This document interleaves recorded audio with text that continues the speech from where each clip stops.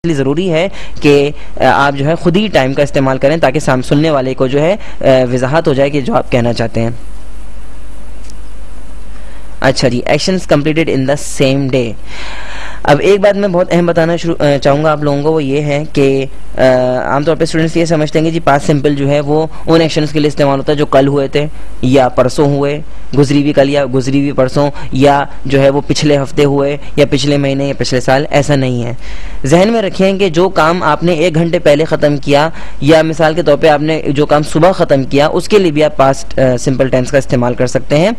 Actions completed in the same day यानी वही उसी दिन के अंदर, मिसाल के तौर पे आज के दिन के अंदर ही आपने अगर जितने काम निपटा लिए, अगर अभी आप मेरा लेक्चर सुन रहे हैं और उससे पहले आप जितने काम मुकम्मल कर चुके हैं, ऐसे कामों के लिए भी आप जो है वो पास्ट सिंपल टेंस का इस्तेमाल कर सकते हैं। ज़रूरी नहीं है कि आप सिर्फ गुजरी हुई कल यानी यस्टरडे के लिए या लास्ट नाइट के लिए या गुजरी हुई रात के लिए ही पास्ट सिंपल टेंस का इस्तेमाल करेंगे। आप पास्ट सिंपल टेंस का उसी दिन के अंदर जो आपने काम, यानी कि जिस दिन की आप बात कर रहे हैं, जिस दिन के अंदर आप मौजूद हैं, उसी दिन के अंदर आपने जितने भी काम निपटा लिए हैं उनके लिए भी जो है वो पास्ट सिंपल टेंस का इस्तेमाल हो सकता है। मिसाल के तौर पे today I woke up at 8 in the morning, आज मैं सुबह 8 बजे उठा।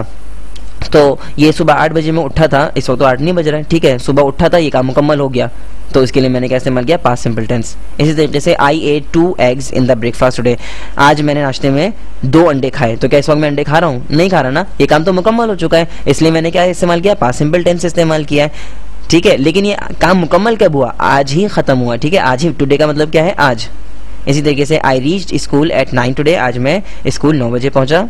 और आई टुक लंच एट 3 टुडे, आज मैंने 3 बजे नाश्ता किया।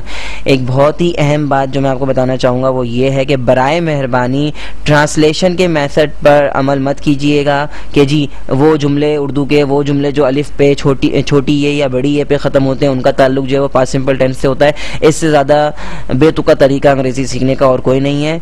ये बात जहन में बैठा लें कि इस तरीके पर अमल करके हो सकता है कि आप थोड़ी टूटी फूटी अंग्रेज़ी बोल सकें, लेकिन आप यानी कि कभी भी अच्छी अंग्रेज़ी कभी नहीं बोल सकते अगर आप जो है वो इस तरीके पर अमल करेंगे। तो जहन में रखें कि ये जो तरीक़ाकार है ट्रांसलेशन के तरीके पे जो लोग अमल करते हैं, और जो आपने बहुत सारी किताबें पाकिस्तान में बहुत आसानी से मिल जाती हैं कि अलिफ और छोटी ये और बड़ी ये पे जो जुमला ख़त्म हो, मिसाल के तौर मैं गया तो ये अलिफ पे ख़त्म हो रहा है तो ये पास्ट सिंपल हो गया। इस तरीके से मैंने खाना खाया या वो आई तो ये छोटी ये पे ख़त्म हो रहा है। ये तरीका बिल्कुल बेतुका है, बराए मेहरबानी इस तरीके पर अमल ना करें, क्योंकि इस वेबसाइट पे हम इस तरीके को बिल्कुल फॉलो नहीं करते। हम इंटरनेशनल तरीके पे अंग्रेजी सीखते हैं जो कि सही तरीका और ऑथेंटिक तरीका है अंग्रेजी सीखने का।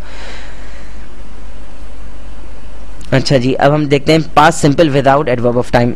अभी मैंने आपको इस लेक्चर के शुरू में मैंने आपको बताया था कि पास्ट सिंपल टेंस के साथ एडवर्ब ऑफ टाइम का इस्तेमाल इंतहाई ज़रूरी है, लेकिन हमेशा ऐसा नहीं होता। कुछ सिचुएशंस और कुछ मौके ऐसे होते हैं, कुछ कंडीशंस ऐसी होती हैं कि जहाँ पर एडवर्ब ऑफ टाइम इस्तेमाल करना ज़रूरी नहीं होता, और आप चाहें तो पास्ट सिंपल के साथ एडवर्ब ऑफ टाइम यानी कि किसी भी वक्त की निशानदही ना करें। और वो कैसे होता है मैं आपको बताता हूँ। अभी मिसाल के तौर पे हम मिसाल ये ले रहे हैं कि जी अभी लोकेशन क्या है हमारी, कहाँ पर मौजूद है, एट ऑफिस, ठीक है, और टाइम क्या है इस वक्त 10 बज रहा है, हमने एजम्पशन कर लिया।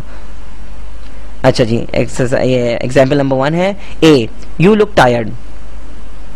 B, no I am not, I just didn't sleep well, no time mention. अब आप देखें कि जी इस वक्त लोकेशन क्या है हमारी, एट ऑफिस, यानी कि हम ऑफिस में, और टाइम इस वक्त क्या हो रहा है, 10 बज रहे हैं सुबह के। अच्छा जी, ए जो है वो पूछता है, ए कहता है यू लुक टायर्ड, तुम जो है वो थके हुए लग रहे हो। बी कहता है नो आई एम नॉट, नहीं मैं नहीं हूँ, आई जस्ट डिडंट स्लीप वेल, बस मैं सही तरह सो नहीं सका। तो अब इसमें इसने कुछ वक्त बताया कि कब नहीं सो सका, किस वक्त की बात कर रहा है, किस दिन की बात कर रहा है, इसने कुछ नहीं बताया ना। क्यों? वो इसलिए नहीं बताया क्योंकि यहाँ पर अंडरस्टूड है टाइम, वो कब की बात कर रहा होगा। अब आप खुद बताएं मुझे कि वो, आप सोचें जरा वो कब की बात कर रहा है। लोकेशन क्या है, ऑफिस में इस वक्त, टाइम क्या हो रहा है, सुबह के 10 बज रहे हैं। ए जो है बी से कहता है तुम थके हुए लग रहे हो, बी कहता है नहीं मैं थका हुआ नहीं हूँ, और जो है मैं सो नहीं सका सही तरह। तो अब बताइए ये बी किस दिन की बात कर रहा होगा?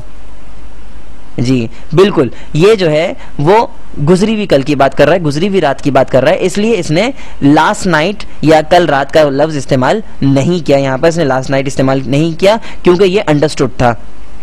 इसी तरीके से एक और मिसाल पर हम नजर डालते हैं। लोकेशन हमारी वही है एट ऑफिस, और टाइम है हमारा 10 AM यानी सुबह के 10 बज रहे हैं। Example number 2 A, I am really hungry, मुझे बहुत सख्त भूख लगी है, ठीक है। आई डिडंट टेक ब्रेकफास्ट, मैंने नाश्ता नहीं किया, नो टाइम मेंशन। बी क्या कहता है, would you like to have a sandwich, क्या सैंडविच खाना पसंद करोगे? ए कहता है यस प्लीज, हाँ जरूर।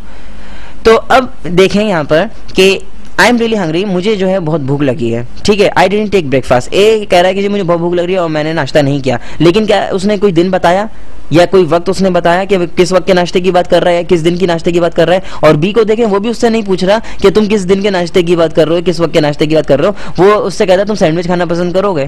तो वो भी आप ये देखेंगे बी भी जो है वो ए से वक्त के बारे में नहीं पूछ रहा, क्यों?